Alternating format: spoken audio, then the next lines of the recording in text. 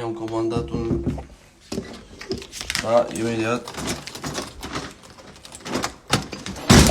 Futus morții mătii de ușă. Scuze-mă. Salut. 71. Da. Nu cred. Ți-am scris așa pe Glovo, să știi. Da. Nu știu, dar nu mi-a zis nimica și n-am, deci chiar n-am să vă dau de la suma asta. Sau asta e și un pic să mă uit. Eu nu știu ce facem, că n-am cum. 10, 115. Da, mă, frate, dă-i așa, e ok. E ok, sigur? Da, mă, frățior, nu. Gata, să o seară frumoasă, mersi și Mulțumesc eu. și ție, pa, pa.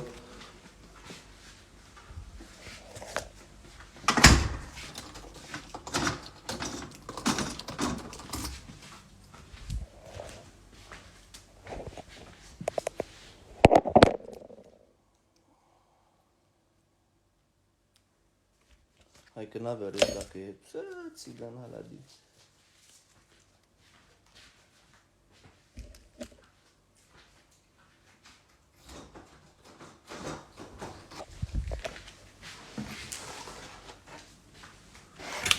Oh, shit.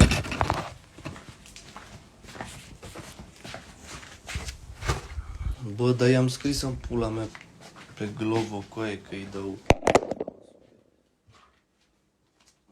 Cât a costat asta acum? 85 de euro.